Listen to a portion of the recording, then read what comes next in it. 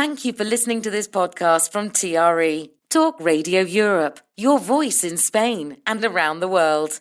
For more information, please visit tre.radio. The book show on TRE is sponsored by CK La Quinta, a residency care home for the elderly like no other in Marbella. Find out more at cklaquinta.com.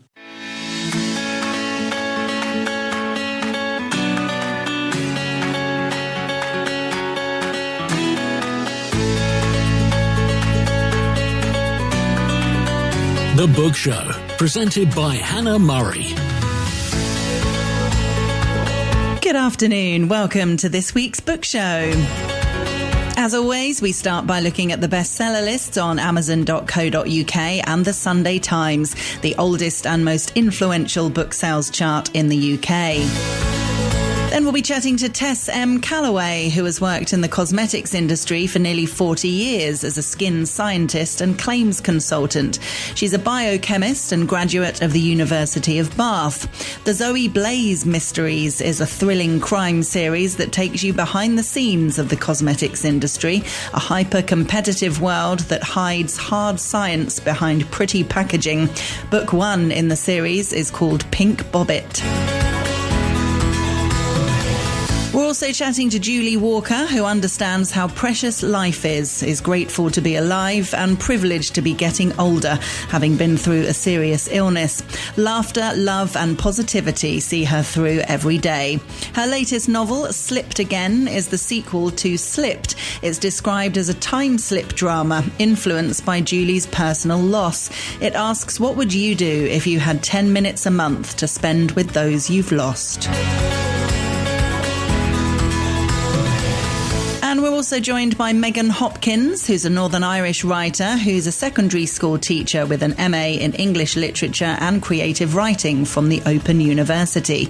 Megan has always dreamt of flying, and her Starminster trilogy was her opportunity to live that dream and share it with everyone who longs for endless skies. Starminster, the City of Wings, is the final book in the trilogy. And that's just the first hour. In the second hour, we're chatting to Tim Parfitt, Stephen Rossiter and Vicky Lloyd. The Book Show, presented by Hannah Murray.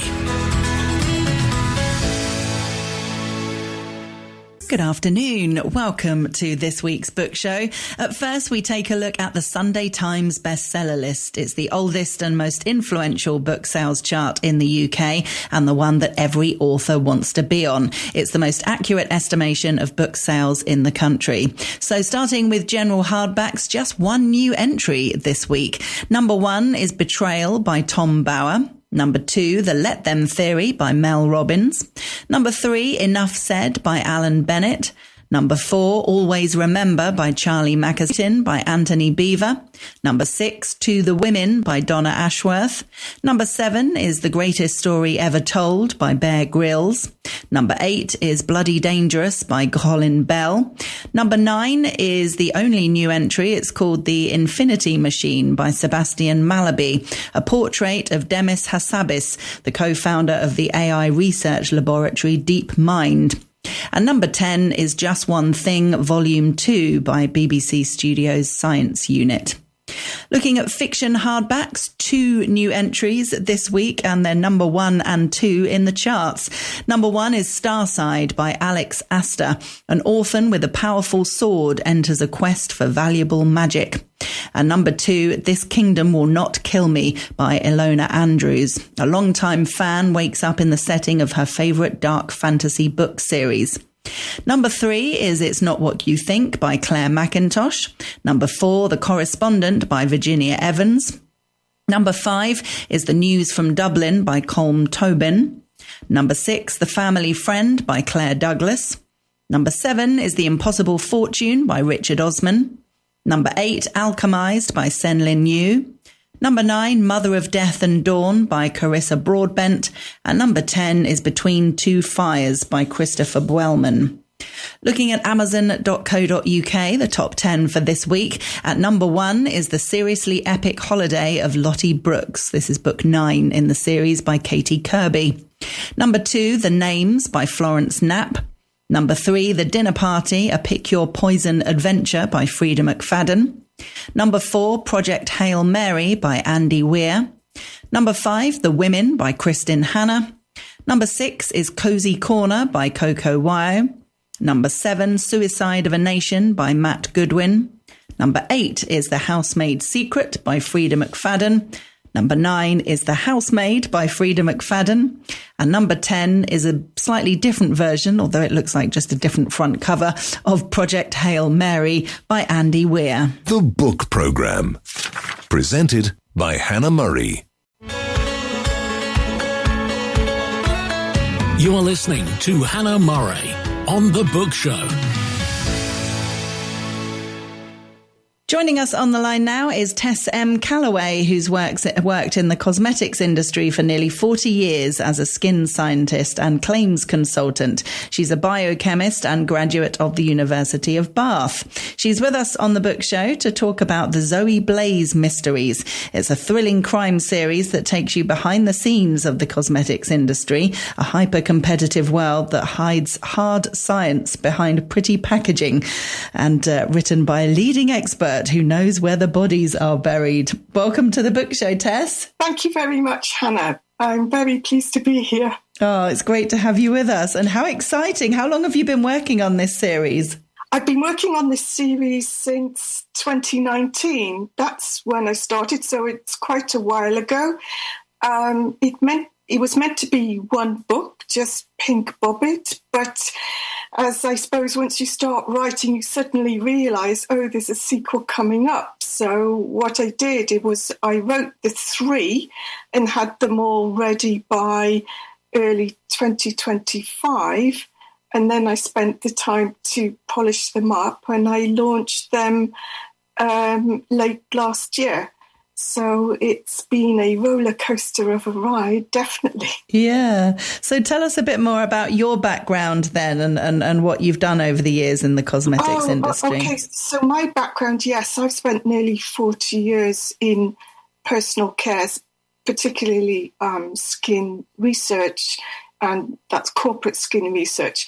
And so I entered the cosmetic industry it just happened in a way. I was actually in academia working at the Pasteur Institute in Paris, and I was invited by LVMH Dior to help them on what was their Capture project. Capture is still a brand that they own, and that's how I entered the cosmetics industry. But I've always been in the scientific category. I haven't worked in marketing, though a lot of my work straddles that. So I've been fortunate to have worked all over the world. And I've been now here in Germany nearly 20 years. And certainly for most of that part, I've been running my own consultancy in troubleshooting cosmetic claims for both brands and ingredient suppliers. And it is really a thrilling roller coaster. And I write a great deal, shall we say, in my real life. So this is non-fictional work. So I've written books on developing cosmetic claims. And I also publish widely within both peer review as well as trade journals. And I enjoy mentoring customers and also new people into the industry, particularly those who've created indie brands. But I'm always left with those sort of what-if questions, right? And so I took these what-if questions and decided, okay, why don't I take this fictional narrative freedom and see how far this could take me into writing thriller fiction. Yeah. And I've also been able to use the stories to, if you like, mirror my non-fictional work, because it does allow me to ask those, should we say, those dark questions. It allows me to go behind shall we say, the regulatory limits that are imposed of us by law, and, shall we say, investigate the dark side. Yeah, definitely. Amazing. So in terms of cosmetic claims and things that you're dealing with at work, then what kind of claims are people making? You must get a real insight into the business and see brands in a very different light.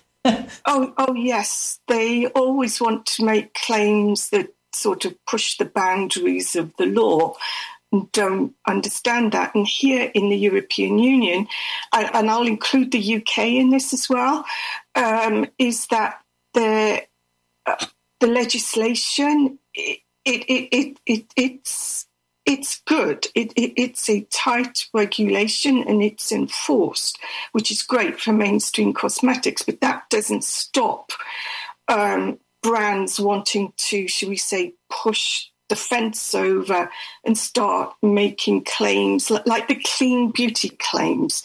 I mean, what does clean beauty really mean? There's no legal definition. And then sometimes with the anti-aging claims, they want to delve deeper into the skin and talk about things that can only be spoken about in medical terms. And so this sort of crossing that borderline that between medicines and cosmetics. So I get this a lot. But I think the biggest difficulty brands have is how they translate data that they've generated when they've tested their products into that sort of comfort language that the law only allows us to use. So while we are allowed, when we're talking business to business, we can use very medical, scientific research terms, but you would never be allowed to use those when you are talking business to consumer. And so there's a lot of conflict there. And I do feel for brands, but at the end of the day, our duty is to care for the consumer. You know, we generate products to care for their skin, their hair, their nails, and their teeth, you know, their toothpastes and sun care.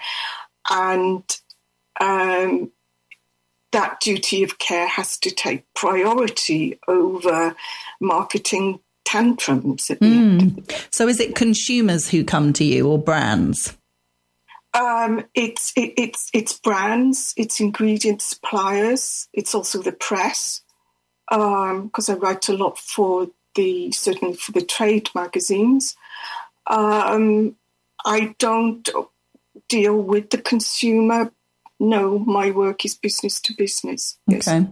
Interesting. Because, there's a lot of discrepancy when it comes to how some brands advertise themselves. You said clean, but also using words like green or organic or plant-based or vegan or this kind of thing. We see these words and assume that it's a fantastic product, but it can just have one ingredient in it that's organic and the rest can be crap.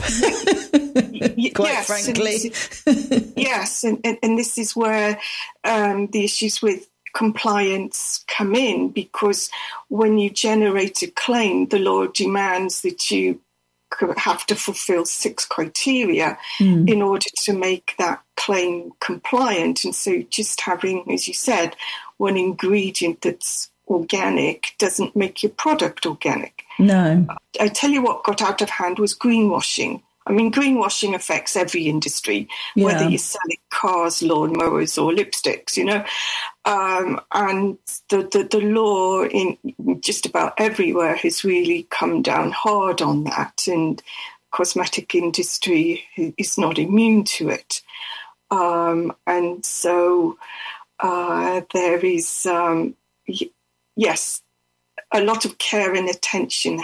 The brands have a lot of have the responsibility at the end of the day to make sure that their claims they make stand up to scrutiny. Yeah. And the consumers really keep them on their toes. But of course, we run up against a lot of misinformation, and social media is just full of it. And it's, misinformation is driven by everyone, not just the consumer. The industry can do it, the regulatory people can do it, the press, and it just needs to stop. And I believe if the industry slowed down, and I mean really slowed down, and not try to keep pushing out new products every 5 minutes, because the customer, I don't believe, wants new products every 5 minutes. They just want products that they can believe in and do what they want them to do. Yeah.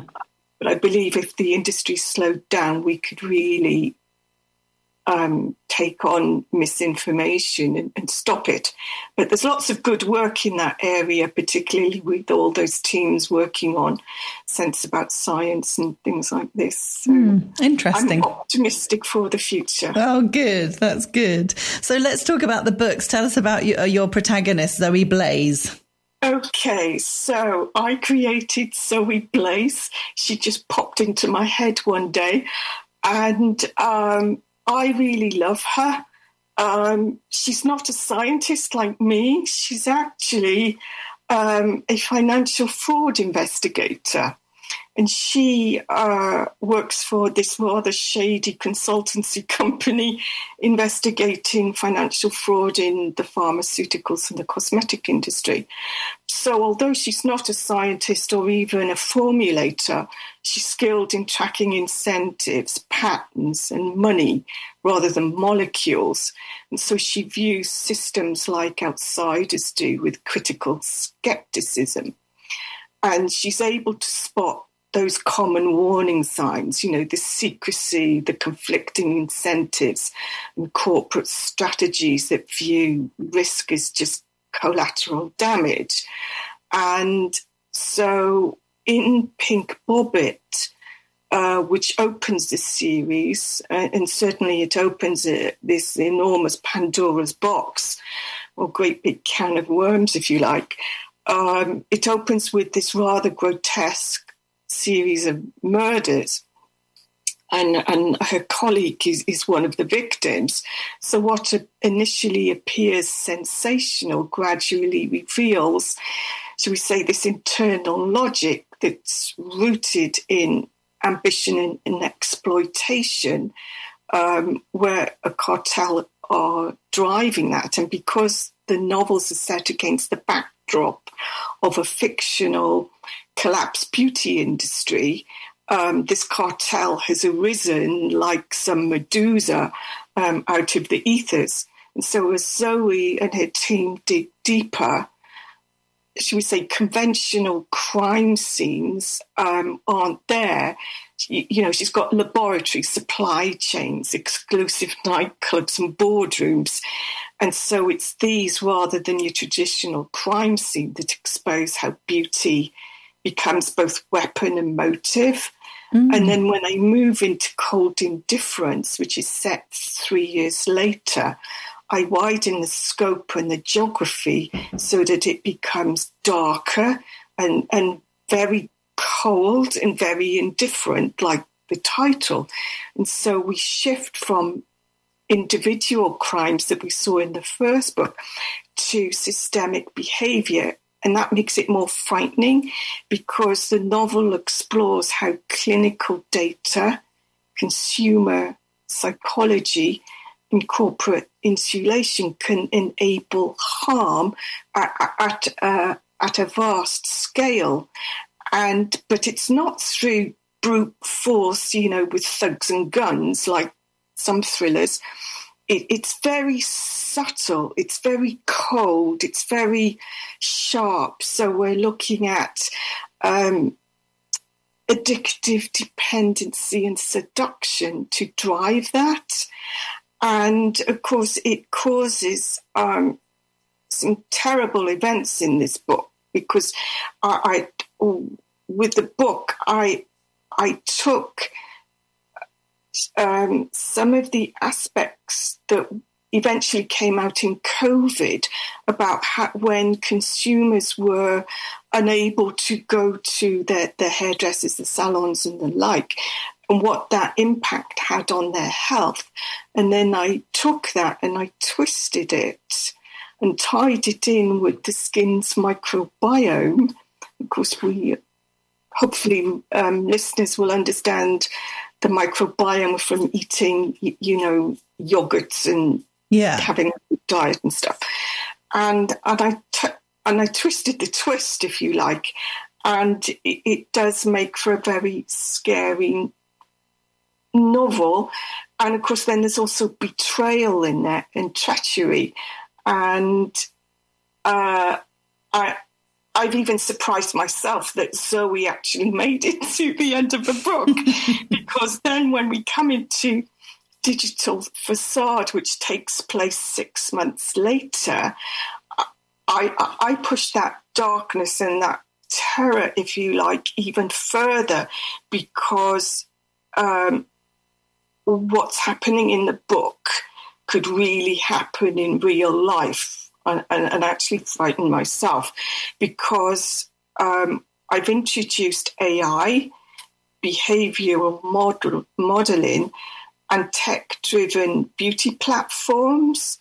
And so we have this case where this rather arrogant, insufferable Silicon Valley billionaire who's only just in his 30s, who, like an idiot, he makes a devil's bargain with the leader of this cartel to promise personalization. But what's at stake is influence and total dominance over people, because you have the ability to shape perception and desire and self-worth algorithmically. And in doing that, the conspiracy theories just think, oh my goodness me, you could actually use a beauty app to dominate the world. It's not quite as bad as that. But whilst it is totally exaggerated, the real science underpinning the story is already here. These developments are already underway. We hear it in the news all the time, and we're seeing this backlash against AI. And so anyone reading Digital Facade will probably want to delete all their beauty apps and get rid of the digital mirrors. And so, yes, am I writing at the edge of reality? Of course I am, but I don't create impossible science. This is not Star Trek. What I do is I base everything on current technologies and industry standards, and the thriller tension stems from how near I can bring this fiction to the reality that I actually work in my day job. And that's where the most gripping stories emerge. So Zoe Blaise, the mysteries exist between proof, persuasion, data, desire, and vanity. And they capture the contradictions that I've observed over decades. Yeah. So we're talking about brilliance, hubris, innovation, impatience, ethics, and of course, ambition. And so at its core, the series isn't just about cosmetics, it's about systems and what happens when the stories we create to market cosmetic products start to influence consumer behavior rather than serve the consumer. And so the question that keeps guiding me is what occurs when the science of beauty ceases to protect consumers but begins to control them. And so that's where these books came from. I know it sounds a bit complicated, but no, it's fascinating. The readings on my website will help readers understand. Yes. So okay. And what's your website? It's tessmcalloway.com. Okay. Perfect. Well, there's 3 in the series, as you mentioned: Pink Bobbit, Cold Indifference, and Digital Facade. Pink Bobbit is the first one, so that's the one we'll put up on our website so listeners can get a copy from there. And it's great to chat with you, Tess Calloway. Thank you so much for joining us. Thank you, Hannah. Thank you very much indeed. It's great to have been here. This is Talk Radio Europe. Online at TRE.radio. TRE Talk Radio Europe. The Book Show on TRE is sponsored by CK La Quinta, a residency care home for the elderly like no other in Marbella. Find out more at cklaquinta.com. The Book Show with Hannah Murray. Joining us on the line now is Julie Walker. Having been through a serious illness, she understands how precious life is and is grateful to be alive and privileged to be getting older. Laughter, love and positivity see her through every day. Her debut novel, The Gift of Time, was published in 2022, and her new novel, Slipped Again, is the sequel to Slipped, which was published in 2023. It's a time slip drama influenced by Julie's personal loss and asks what you'd do if you had 10 minutes a month to spend with those you've lost. Welcome to the Book Show, Julie.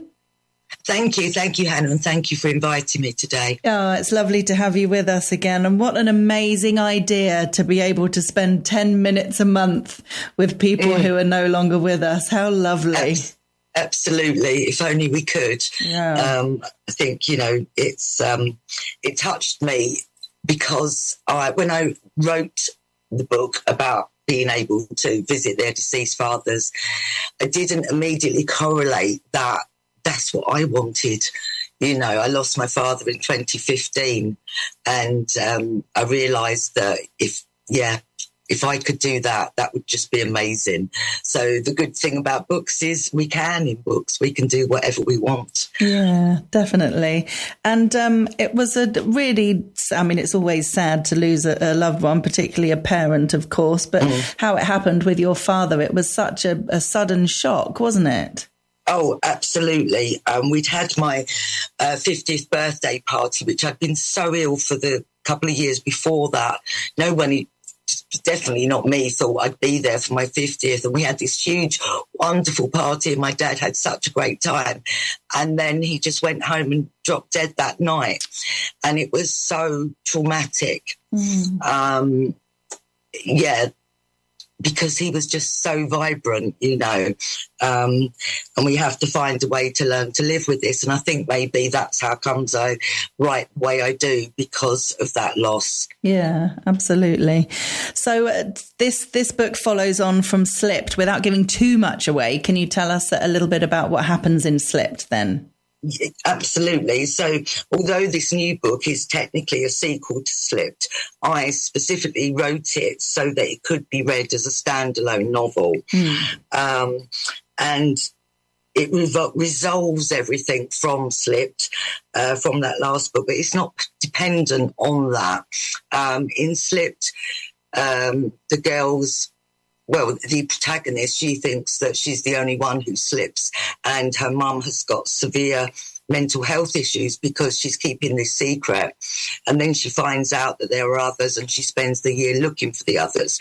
Now, when Slip finishes, and I'm not going to give away the ending, they find out something and they want to stop it from happening, because instead of when they came back from seeing their deceased fathers, they'd actually time slipped for 10 minutes, 3 years into the future. So that is the basis for Slipped Again. The real story, though, I think is still about deep friendship, love, loss, betrayal. And whilst the new book does pick up, they're used to slipping through time to see their deceased fathers, and they found out something and they are trying to figure out what to do with the information that they found out. So tell us about these characters, these friends. Oh, not to say that they're all friends, but the ones who are friends are, absolutely experience a deep friendship, and that grows in Slipped Again. Not all of the characters from Slipped are in Slipped Again. Certainly there's a few cameos and things, but we see other friendships develop because of, life in all its raw, technicoloured glory is often difficult to manage, Jess, she's very mature for her age because she's always had to look after her mum, who was in and out of mental health facilities. So she's a lot more mature than some of the other girls, perhaps, who have had an easier ride. And obviously everybody is affected by everybody having to keep this secret, because I think the mums that are left behind, because all of the mums lost their husbands the night their children was born, on the Great Storm of 87. So, of course, when the daughters start disappearing, they are, they're grieving widows as well as trying to figure out what to do, because these children are disappearing and they're afraid to tell anybody. So they've all kept this secret until they all found each other. They thought they were the only ones who were able to do this. Yeah. And tell us about is it the Kronos Club? The Kronos Club, yes. I mean, that's a pun, I suppose, on time travel, really, although this is not a time travel novel. In this book, they meet up with other people who also experience the same disappearances, but from different decades. And one of the guys from 1944, he created the Kronos Club, not really knowing why he did that, but I think of more of a means of a support network for these children, now adults, who, and they all seem to have a specific job to do, again, without giving too much away. So, yeah, he founded that. He was born in 1944. So in this novel, he's in his mid-70s. And he sort of gathers from the other decades to help with whatever it is that they need to do. Yeah. So have you created a whole new world, or apart from the time slip, is everything as it would be?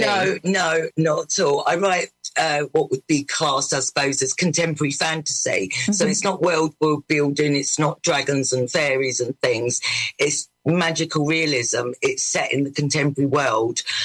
This book starts at the end of 2017, beginning of 2018, and goes through till 2020. So no, definitely not a world building, although I do love those fantasy type books. But no, it's much more contemporary fiction with an ethereal twist. Should we say it like that? Nice. And I guess when you wrote Slipped, the first book, you didn't imagine that you'd be writing a follow-up, did you?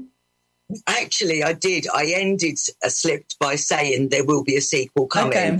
But I must admit, it's taken me 3 years to do that. And when I started it, I had no idea where I was going to go with it. So I was enjoying the story as I was writing it. I didn't plot it, which, there's different methods, isn't there, of writing novels. I just kind of let the wind take me where it takes me. And does that work for you?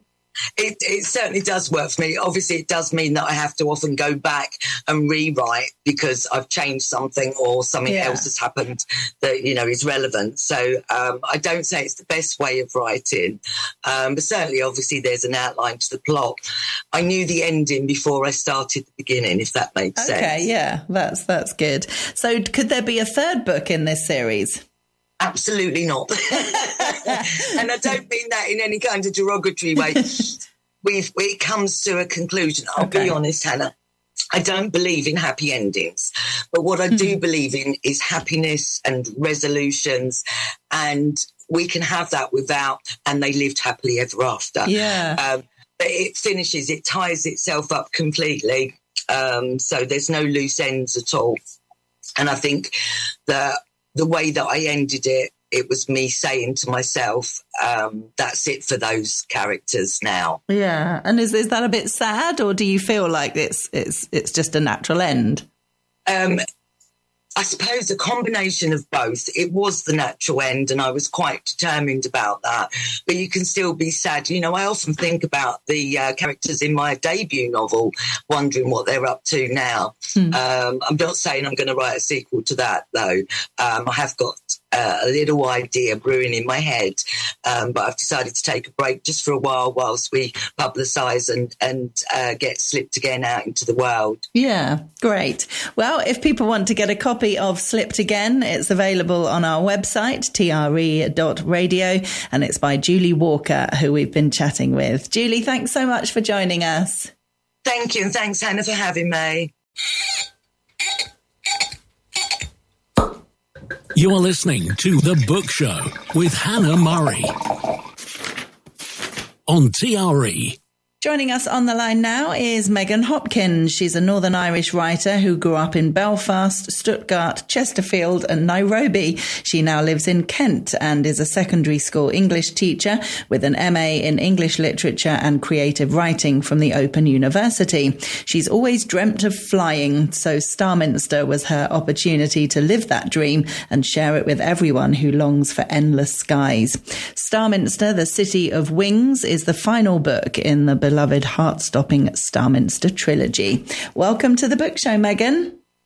Thank you so much for having me. I'm very excited to be here. It's lovely to have you with us. So your love of wanting to fly inspired this whole trilogy, did it? Absolutely. I think I had a childhood where I was always longing to be elsewhere. And I think that might have been part of the reason why I spent so much time just imagining how amazing it would be to take to the skies and go somewhere completely new. Amazing. So have you created a whole new world then? Essentially, it's sort of layered on top of our own world, though. It's a sort of grounded fantasy in that way. London Overhead, the city that my main character lives in, is on top of modern London, an invisible, suspended city above the classic skyline of the Shard and the Gherkin and all those famous buildings. Great idea. So tell us more about London Overhead. London Overhead is a city inhabited by people with wings. It's invisible to us living in normal London below, except for one location that is the sort of in-between place, St. Paul's Cathedral, which is Starminster in the books, Starminster School of Flight. And that's where young people who are still learning to use their wings are able to practice flight and learn to become fully fledged flying individuals, libre, as they're called in my story. Great. And is Astrid your main character? She is. Astrid is a girl who was raised in a rhubarb shed, oddly enough, by her mother, who was worried about the dangerous outside world. And in the first book, she leaves the rhubarb shed for London Overhead. And in the final book, London Overhead comes under threat as the invisibility enchantments start to glitch. Oh, no. That sounds serious. It is serious. It's very serious. And everything that Astrid has gained in the time between living in a rhubarb shed and London Overhead's danger, all her friends, her life, all the traditions that have enriched her life in London Overhead, all the beauty, the sky gardens, the hanging swings, the buildings shaped like flowers, all of that is endangered now. And she has to figure out what she's going to do to try and save the city in the sky. Oh, so what are you going to do now? This is the final book in the trilogy. Have you got thoughts for future projects? Yeah, absolutely. I'm working hard in the background on sort of similar middle grade stuff at the minute. And I had an adult idea recently, so I'm always writing when I can be. Yeah. And what made you want to write for middle graders?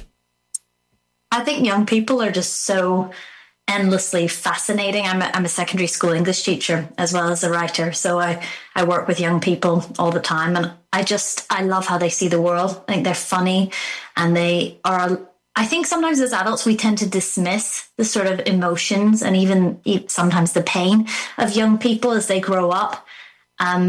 But I feel like I never really did grow up, so I'm quite close to those emotions still. So I love writing for people like them who are so willing to embrace wonder and danger and truth and adventure. Oh, lovely. And what response do you get from your students then about your writing? Oh, my own students couldn't really care less, you know. They kind of look at me and go, well, oh, she's just an English teacher, you know. And of course, it's good fun being able to teach them because they all have amazing ideas as well. I think one of the terrible things you see as a secondary teacher is how kids come in year 7 so full of fascinating, imaginative ideas. And I think something about growing up and realizing how vulnerable putting yourself on the page makes you can sometimes cause them to drift away from that initially. So I'm very keen to get them back into it as much as I can, to get them writing again and dreaming again and using their amazing, powerful imaginations. Yeah, definitely. It's sad how that tends to get lost as we get older, doesn't it? It is. It's a real shame. And I think especially for the students I teach are all boys. And I think that's even more common in boys, that they feel they can't express themselves in that way, which really saddens me. But I think things are improving. I think that we're in a golden age of children's literature. The books I'm reading that are coming out in middle grade are just fantastic literature. So I think slowly but surely the tides are turning. Yeah. And tell us a bit about your upbringing. I mentioned all those different places that you lived. How did you end up in Nairobi? My mother was born in Nigeria, and she had always hoped to go back to Africa. So she sort of campaigned for us to move to Kenya. And when I was 15, we moved there, and I was there until I was 20. And I absolutely loved it. It was one of the highlights of my whole life. Just an amazing country, amazing people. It was a privilege to spend some of my adolescence in Kenya. Yeah. And have you been back? I haven't recently, and that drives me crazy. I'd love to go back. I'd love to take my own children to visit, to take them on safari and all that kind of thing. Take them back to my boarding school, which was on the edge of the Rift Valley, facing a volcano, a dormant volcano, maybe even an extinct volcano. But it was a beautiful, evocative place to grow up. Yeah, amazing. Well, if people want to get a copy of Starminster, The City of Wings, it's out now. It's available on our website, TRE.radio. It must be sad, Megan, that it's all over now. Could you end up writing more, or is it definitely done? I think for now it's definitely done. And it was hard to say goodbye to those characters who I deeply love. But you never know. And I'm excited to write something new and be in other new worlds. Yeah. Well, Starminster, The City of Wings is the title of the book, and it's by Megan Hopkins, who we've been chatting with today. Megan, thanks so much for joining us. Thank you so much. It's been an absolute pleasure. The Book Programme. Presented by Hannah Murray. Talk Radio Europe. Your voice in Spain.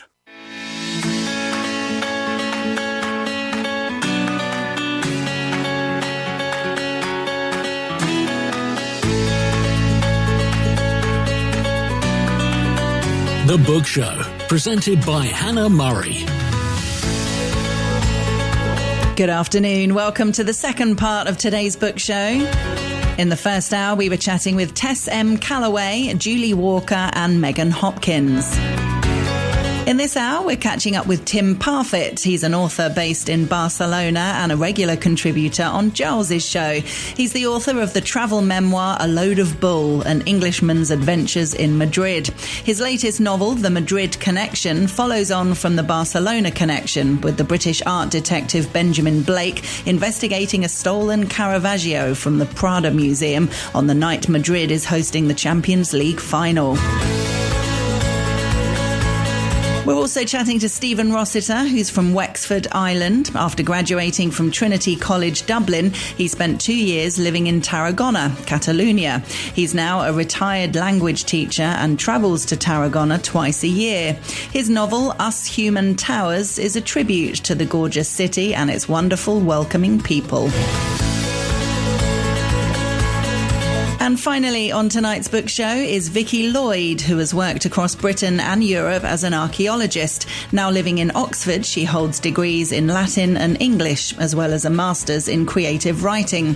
Her latest book, The Divide, is a dystopian novel inspired by history and AI-era fears, as it reimagines a broken Britain set in 2050.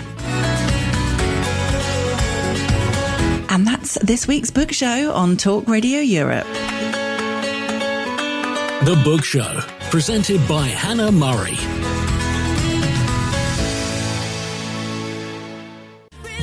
Joining us on the line now is Tim Parfitt. He's an author based in Madrid who's a regular contributor on Giles's show. He's the author of the travel memoir A Load of Bull, An Englishman's Adventures in Madrid.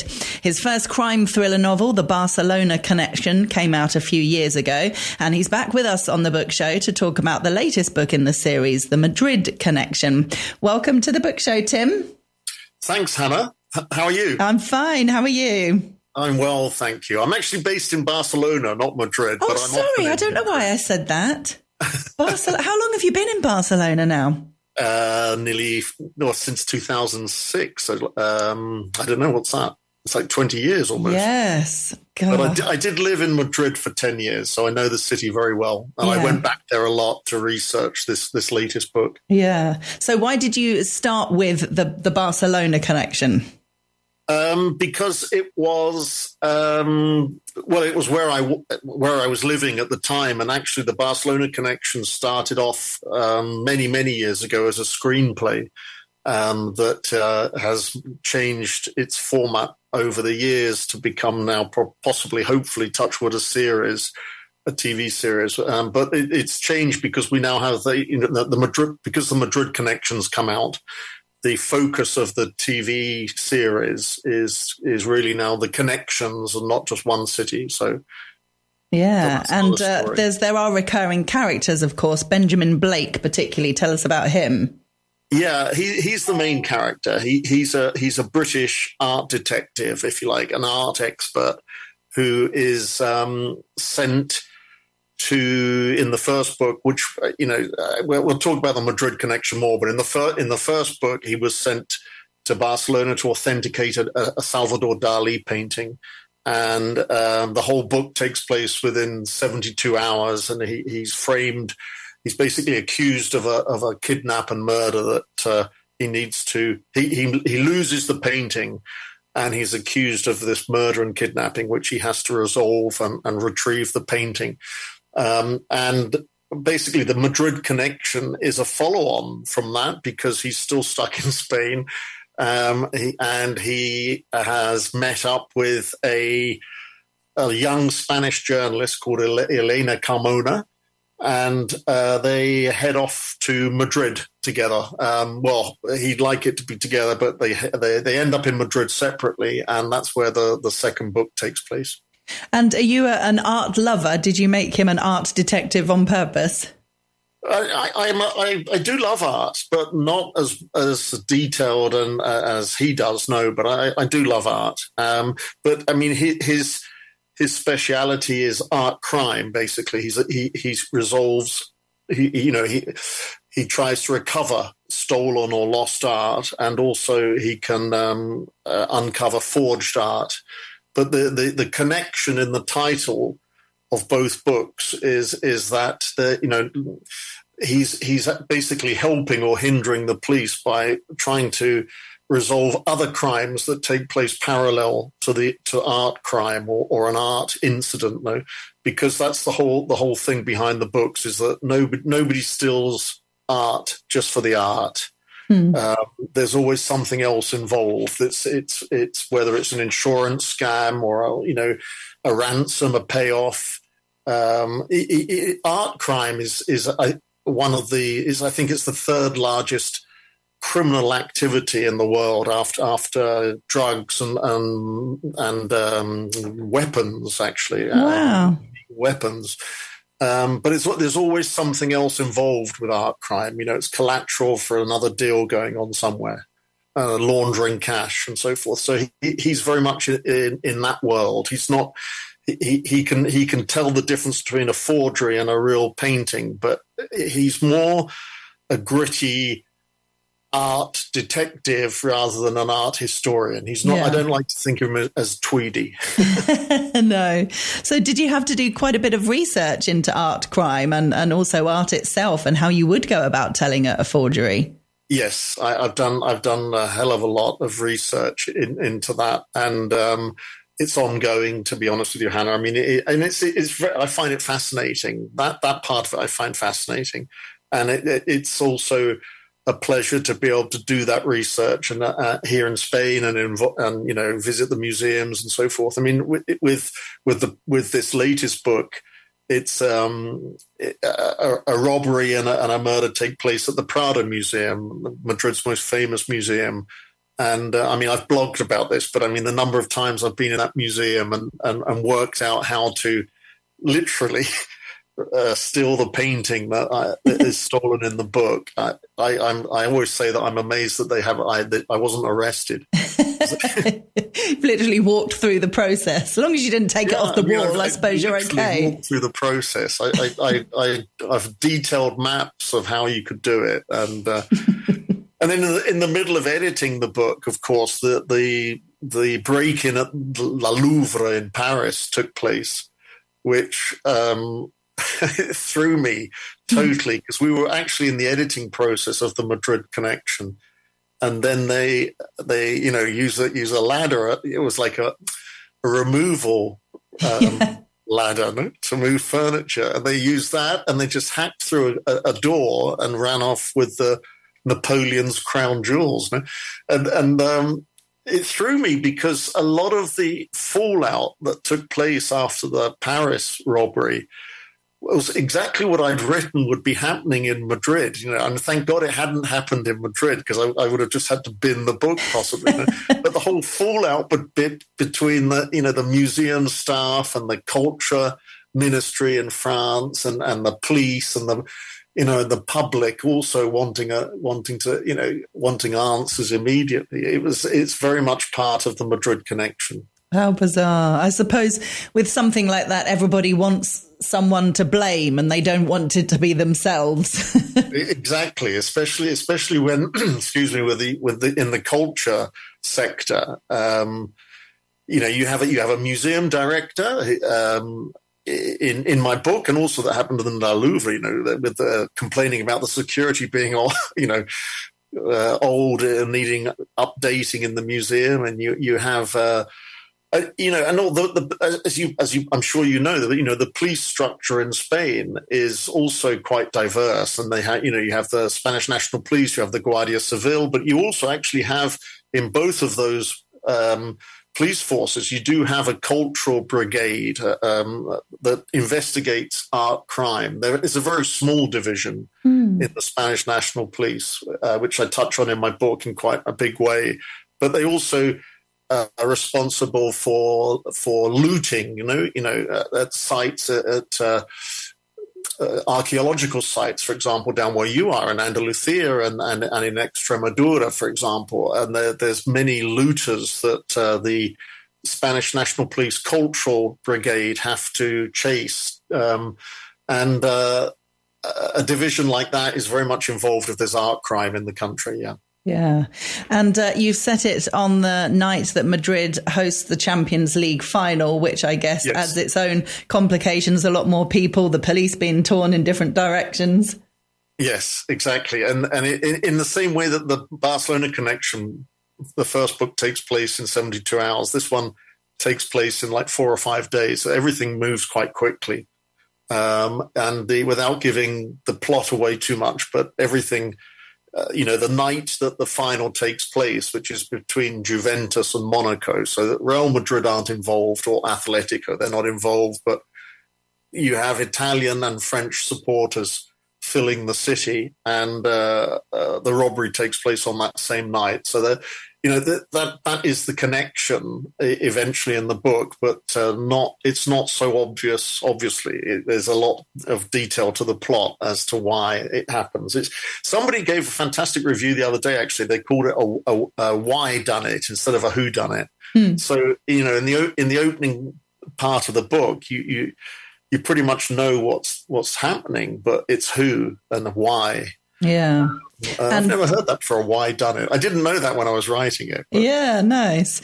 And you mentioned the character Elena earlier, who's a freelance journalist, and she's actually looking into racism in football. She's writing a piece on that, which is obviously very much talked about.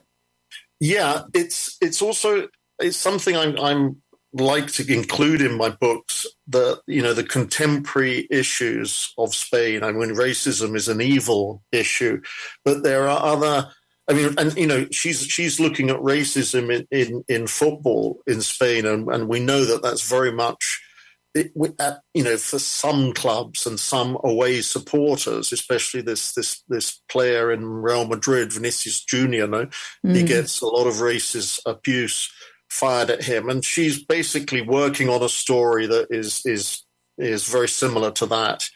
But there are also other social issues that I touch upon in the book that are very, very current in Spain. There's also the whole illegal Airbnb issues. I mean, one of my characters ends up in an illegal Airbnb. There's also, the delivery riders, the gig economy, as they call it, and also there's also very much the Spanish machos, I suppose, if you like, and the corruption in football. We had that, just a couple of years ago. We had. Not corruption, but we had the big issue of the president of the Spanish Football Federation kissing the yes. women player, and the fallout from that and everything. But there's also what I've got in the book is a lot of football corruption, money laundering, creaming off commissions from TV rights and so forth. Which a lot of these issues have happened or have been investigated in Spain. So there's a lot of current issues that are in the book. Yeah. So even though it's fiction, you want the whole thing to be as realistic as possible. These are all things that either could happen or are happening or have happened. Yeah, absolutely. And in fact, the La Louvre, going back to that as an example, you can use a ladder to get into any museum and steal something. So, and in the first book, The Barcelona Connection, the whole animal rights and anti-bullfighting is also one of the major issues there, and climate change and protests against that and so forth. So, yeah, I tried to bring in all these current issues, ongoing issues, which are also very, very much about Spain at the moment. Yeah. And as well as all these serious issues, there's also humour in the book. There's a lot of funniness. I like black comedy, and I describe the books as crime thrillers, but with a touch of black comedy. I mean, that's the genre I like when I read other books, and also I think with TV series. I mean, I'm a huge Breaking Bad fan, and Ozark, where there's they're really vicious and ruthless stories going on there, but there's also a lot of black comedy, and I think we need that nowadays in life. I think we need to have some. We need comedy, but even in the worst situations, I like some black comedy. Yeah, definitely. I agree. And the next book that you're currently working on, very excitingly, will be set in Malaga. It's going to be the Malaga Connection. Yes, it's going to be the Malaga Connection, Hannah. And any listeners down there that want to help me with research, I'm very, very welcome for their advice. I'm actually going to come down there and spend some time and do some research. I'm looking forward to it. It'll involve, I think, Picasso. Well, I know it'll involve Picasso, but I can't give you more details than that at the moment. Well, good choice for Malaga, obviously. Exactly. And you mentioned earlier about a possible TV series. Is that something that's going to happen? Or, I mean, these things can take so long if they happen at all.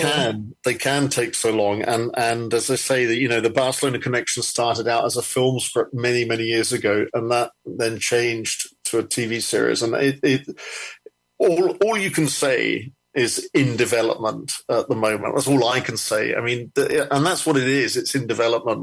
We have a director attached. We have at different stages. We have been moving faster than I can say that we are right now. But things can change overnight, and it's just a question of finding the right partners. And it's also for these two books, it's also actually been an issue of what language the original production would be in. So we spent quite a lot of time up here in Catalonia thinking that it could also be in Catalan, actually, with the Barcelona Connection. I know that when you and I watch a series, we put subtitles on, and we don't even think about the original language it was done in. But it does make a big difference with financing, whether it's a British production or a Spanish or a co-production and so forth. So that's one of the issues that we're still working on. Okay.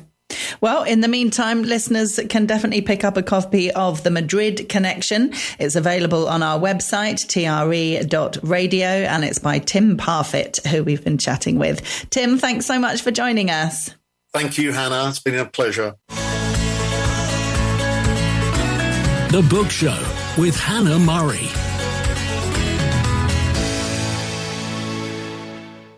Joining us on the line now is Stephen Rossiter. He's from Wexford in Ireland. After graduating from Trinity College Dublin, he spent 2 years living in Tarragona in Catalonia. He's now a retired language teacher and travels to Tarragona twice a year. His novel, Us Human Towers, is a kind of tribute to the gorgeous city and wonderful, welcoming people. Welcome to the Book Show, Stephen. Thank you very much, Hannah. It's a pleasure to be speaking with you. It's lovely to have you with us on the show. And congratulations, having a debut novel out there. Yes, thank you so much. It's been a long time coming. I had been retired for nearly 5 years now at this stage. And so a couple of years ago, I just went on a very great literary journey. I started writing again, a collection of poetry I put together. Then I put together this novel, Us Human Towers, 2 summers ago. And then last year, another novel came and another collection of poetry. And then I'm putting together another novel at the moment. So it's been an incredible last 2 years. So 2 of the novels I had written many, many years ago and just left them gathering dust. So I needed to rewrite them again and so on. And that in itself has been a great pleasure, because I think with my age now, I have a better editorial eye. And so I'm delighted to have resurrected them as well. But this Us Human Towers was very exciting. It came almost out of nothing. I was just taking a break from writing my first poetry collection, and I just came across a couple of pages that I had written probably about 10 years earlier, a short story I had begun and just abandoned. And I don't know why I did that. But I read it and I got very, very excited about it. And I said, you know what, I'm going to do something with this. I'll complete it as a short story. And then I started pushing the boat out more and said, okay, I will write a novella. And that's what happened. So I wrote it over that summer of 2024. And it was, I don't know about you now, Hannah, but sleep patterns, when you wake up during the REM phase, you are in trouble. Because I knew at the time, you're either going to be lying in bed for 2 hours or you can get up and do something. And that's what I did. I used to go down and write. So almost all of Us Human Towers was written at 1 and 2 in the morning. I'd come down for 2 hours, make a cup of tea, have very dim lighting, nice quaint lighting, not too strong, and just push away. So it's been an amazing experience putting this book together. Yeah. And then putting it out in the world, because like you said, I've lived in Tarragona for 2 years. I've returned there twice a year now. I love the city. I love everything Spanish, but I just loved being able to bring the city to an audience though as well, and let other people experience the city as I know it. Yeah. So tell me, what brought you to Tarragona in the first place? Right, good question. Well, I had finished my degree, and I already had an elder brother and elder sister who were in the teaching profession, and I had an uncle and so on, and cousins. And I wasn't 100% sure if I wanted to go down that route. So I said, you know what, I got a teaching position in Tarragona, just outside Tarragona, a little village, and called Constantine. It was a private college. It was actually an Opus Dei college. I didn't know at the time. So it was a primary and a secondary school in all that complex. And I said, well, why don't I just go out and see, do I like it? And if I do, then I can go back and do my teaching diploma. So I thought I had a very clever plan in place, but actually I loved everything about being out in Tarragona in Spain, except the teaching. Very spoiled children. So the irony is that I had just I did 2 years there, and then I renegotiated a contract for better pay, and but I promptly left and didn't return, and I enrolled in the teaching diploma back in college again, and but this time, I was only teaching primary school kids, 6 to 11-year-olds. in Tarragona. So I felt like I need to be, if I'm going to be teaching, I need to be teaching what I'm qualified in, which was English and French. And so that's what happened then. I just embarked then on a teaching career in secondary schools in Ireland. And actually, I need to go back a little bit before that as well, because while I was doing my degree, you had to spend some time in the country whose language you were studying. So I did a stint doing voluntary work in France in summer of '86. And absolutely loved it. But I met three Spanish ladies who were out there, were students at the time, and I just fell in love with everything Spanish, the culture. I tried to start learning a few words of Spanish.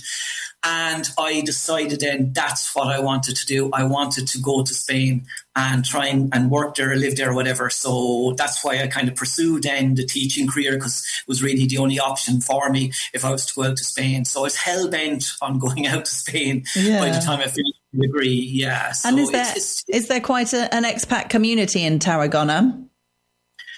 No, I haven't picked up on any of that at all. In actual fact, for many, many years, up until quite recently, almost didn't see much evidence of tourists even. And that was one of the reasons why I love Tarragona. Just, because up the road is Barcelona. It's just a little over an hour away. And I suppose most people would gravitate towards Barcelona if they're on a coach tour or a holiday, whatever, or Salou down the road if you're looking for a sun holiday. So by and large, tourists kind of seem to be bypassing Tarragona. And I like that, because I just want to be communicating with Spanish people and practicing the language and so on. So really, I didn't pick up on any evidence of expats at all, funnily enough, in Tarragona. Amazing. So you're really living the Spanish life. Well, yeah, I'd like to think so. I mean, look, when I go out in spring and autumn every year now, because I avoid the dead heat and the humidity of the summer. And I was even warned by a local there many years ago when I was living there to avoid the summer. So I avoid all that kind of very strong weather. And so I have my routine. It's very basic. I go nowhere outside of Tarragona. I have everything I need there, I go off for about a 40-minute walk to a further beach in the mornings, paddle my feet there, come back, get a coffee, then go have my lunch, and then I head out in the early evening for a few drinks. And all the places really that are mentioned in the novel are the places that I spend my time when I'm there, and obviously, the weather makes everywhere look great. I mean, as someone said to me before, if the sun's shone in Ireland every day, it'd probably be the most beautiful country in the world, Yeah, definitely.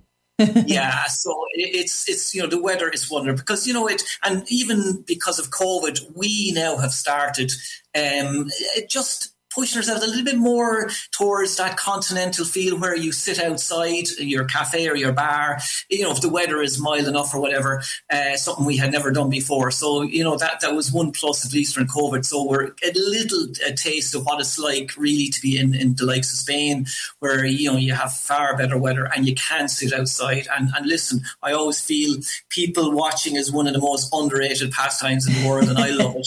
And I just love watching people, the way they're dressed, the way they behave, so on. Yeah. So do you have Spanish friends? Well, to be honest with you, when I was so long away from my years of teaching, I lost all contact with any of the staff I would have known out there, and I just go out then off my own bat. But I've come to know lots of locals from the bars and the cafes and the restaurants. And I get enough from that, really, and they're wonderful people to chat with. Yeah. So other than that, being a writer, author, and there's a bit of a lone wolf in me, so I'm quite happy just to go on and have a little chat and so on, but and just do my own thing then after that. Yeah, fair enough. So tell me why the book is called Us Human Towers. Where does that come from? Yeah, well, it comes from actually a cultural phenomenon that they have in Catalonia, which dates back to the 18th century. And I've been very fortunate to experience watching this on a few occasions, not as much as I would have liked. And so it's the building of these human towers. So people are climbing up on top of each other in a tiered effect, and it can go up to 10 tiers high. And then there's a biannual competition then as well in Tarragona, in the Bull Ring, where they have all of these different castellers, as they're called, people who put together these human castles, and they will be from all over Catalonia, and it's strictly a Catalan phenomenon. And so it's, I mean, I used to be looking initially, and the last person to make the top tier is a very, very young child. They have a helmet on their head. There's lots of training involved in putting these together. Also, the safety feature of, if it collapses, how they fall, and so that nobody gets endangered. And so I've been fortunate, said, to see it a few times in action. And they have their sashes, very wide sash, tied very tightly around their waist, which gives those climbing up on top of each other a little foothold. And so, they exemplify wonderful qualities themselves, courage, teamwork, and identity. And, the Catalans, they do like to assert their identity, their difference, through their language and the human castles and so on. And but on lots of different occasions, for example, during their the patron saint of Tarragona, Santa Tecla, you'll see them that time of the year. And I was over there, last April, and I happened to see them as well being performed one evening in front of the town hall in Fountain Square, which was absolutely amazing. So they're quite visually arresting, very, very wonderful sight to see, and quite unique. I've also been fortunate enough to pass by their schools on occasion, which would be it's like almost like a hangar where they have balconies up on top, and there'll be some people up on the balcony, and they'll be encouraging all the other people who are putting together the human tower, and seeing it being erected, and then falling down as well, then collapsing the tower. So they're quite high, as you can imagine, to accommodate somebody that might be going up as far as 8 or 10 tiers high. And there's a number of different constructions of human towers as well, the different ways that they're collapsing, and the different ways that they're constructed as well. So it's not just one particular way of just these tiers on top of each other. So it's quite an entertainment, and all for free, as the best things in life are. Yeah, amazing. So when they're training, or even when they're performing, doing this tower for real, there are loads of mats everywhere, because if one of them was to fall, they could seriously injure themselves, couldn't they? Well, no, because what happens is they will be grabbing onto the body as they're sliding down with their hands. And, I have seen this on occasion. So, no, there are actually no mats. It's just, they're just pulling through each other, And of course, I used the human towers in the title as well, because I wanted to. I thought it turned out to be a great metaphor for the main character. That somebody who can be very outwardly strong. This man is Esteban. He's very successful. He's a commercial pilot, and he's also very canny when it comes to gambling. But also there's this inner fragility, which begins to show itself when he embarks on a relationship and with this lady Marta in the novel. So I thought it was an excellent kind of analogy to use for the novel as well, for the plot. Yeah. So is it a bit of a love story? It is a love story, and I would say it's a story of love found and then lost. But I wouldn't want to disappoint the readers too much, that there is a kind of, it pans out in a kind of a positive way at the end as well. But this main character, he needs to do a lot of go on a journey of self-awareness, and to discover what is holding him back. And so there is certainly the love story, all the excitement, as you would have it at the beginning of a story like that, and then where the wheels start to come off, and a few little dramatic moments in the plot where things start to go awry for character Esteban. Yeah. Okay, well, if people want to find out more, they should definitely get a copy of Us Human Towers. It's out now and it's by Stephen Rossiter, who we've been chatting with. Stephen, thanks so much for joining us. Thank you so much, Hannah. God bless you. And I really appreciate having the opportunity to talk to you.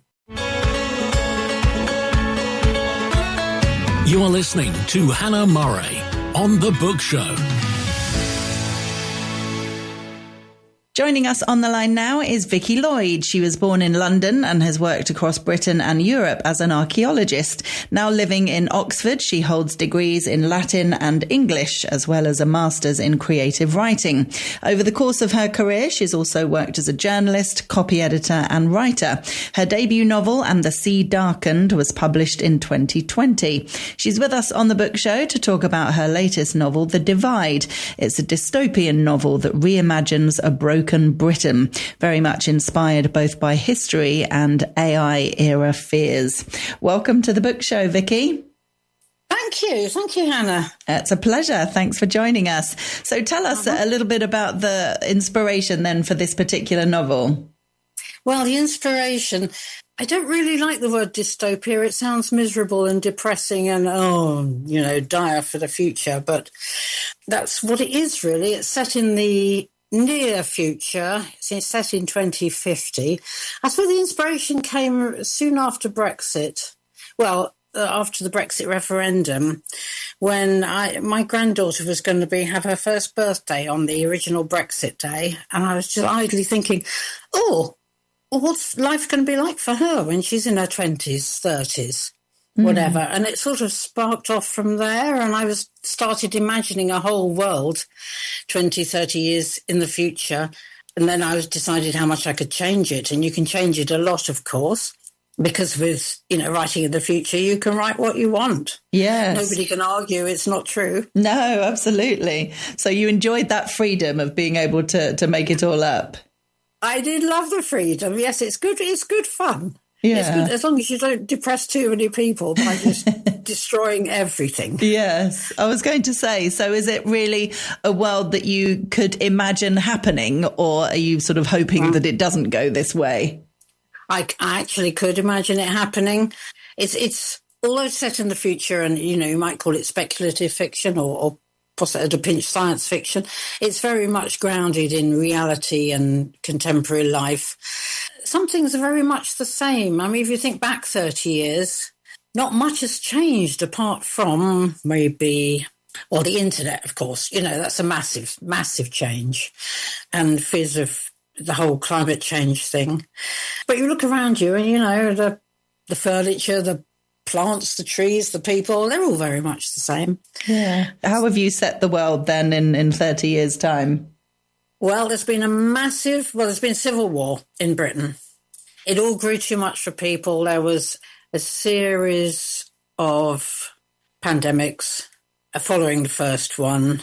It just grew too much for people, and it just sparked into civil war almost before people realised there was so much faction splitting going on. I mean, if you think, after the Brexit referendum, how bitter people got with their neighbours and their relatives for voting what, they considered to be the wrong way. Climate change is the big thing. I've made it, the book set over a few weeks or a few months in the summer of 2050, and it's dry. The whole country is dry, it's arid. Water is a problem. Power is a problem. There are water cuts, electricity cuts. What about politically? Politically, it's become much more a police state, a totalitarian state, really. The country's divided in two by a wall that goes up from Kent to Cumbria following the Civil War. Oxford is the capital of the western half, I've called Wessex. Cambridge is the capital of the eastern half, I've called Anglia.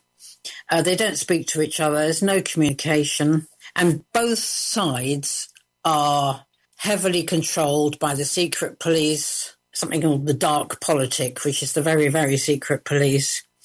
And they're very much under the thumb Gosh, Everyone how lives scary. in fear, to be honest. I'm afraid it's just everybody lives in fear.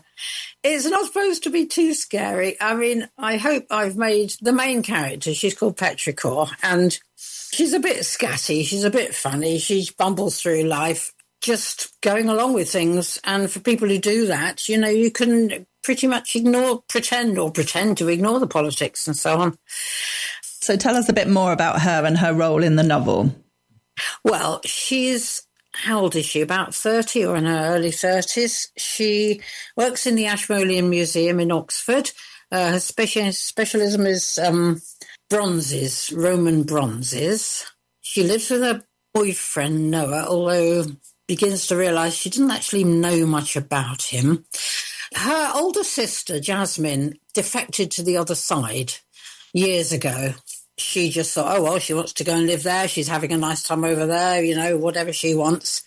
But the sister, Jasmine, used to send postcards to the grandma a couple of times a year, and Petrichor just realised she'd stopped sending them. She'd gone silent. And it made her wonder and made her want to contact her sister, and she couldn't. There's no way. No way. The internet, I've killed off the internet, by the way. That's quite an easy thing to do, and it's a good... It's a handy plot structure, really, because nobody can communicate with anyone else. That was quite useful. She manages to send a secret message with a bronze statue to the museum in Cambridge, hoping the message will get to her sister. And she realises, and it does, because the sister replies. And then Petrichor decides she wants to see her because she doesn't know what's going on. It doesn't sound good. And at this point, she's become suspicious of a lot of things going on, the way the country seems to be run and what's happening to her friends, who are one or two have just mysteriously disappeared quite suddenly because they may have said the wrong thing. And her boyfriend works for the government and he's becoming more and more strange. So she decides this underground group finds her. They're called the Astronomy Club, but they don't do stargazing. And they help her to get across the wall. Or actually, it's under the wall because there's a tunnel. Okay, great. And what about AI? Where does that come into it? Well, all AI is controlled by the state now. And the state puts out all the news and you don't know what to believe and what not to believe. The whole premise of the book really is misinformation, disinformation. Nobody knows who to trust. Nobody knows what to believe. The news is put out by the state or the state's AI, but you don't know who's writing it. And it's just the whole sense of there being this entity out there, sort of in the cloud, or as it were, writing stuff. But are they real? Gosh. So has it made you want to write more like this? Could there be a sequel or anything? Well, there could be. I've left it. I wanted to leave it on a bit of an upbeat. I don't like dystopia that ends on a very dismal note. At the end, when I don't want to give away too many spoilers, but most of the main characters gather together in a secret hiding place, and there is hope for the future. There's plenty more that could be written and could be done, yes. Okay, great. Well, in the meantime, if listeners want to get a copy of The Divide, it's out now. It's by Vicky Lloyd, who we've been chatting with today. The book is available on our website, tre.radio. Vicky, thanks so much for joining us. Oh, thank you for having me. The Book Programme. Presented by Hannah Murray. The Book Show on TRE is sponsored by CK La Quinta, a residency care home for the elderly like no other in Marbella. Find out more at cklaquinta.com. You've been listening to a TRE production. If you've enjoyed this programme, there'll be another episode waiting for you next week, right here on this platform, where you can also access our extensive back catalogue of shows and interviews. For more information on our live programming, social media channels and apps, and how to contact Talk Radio Europe, please visit tre.radio.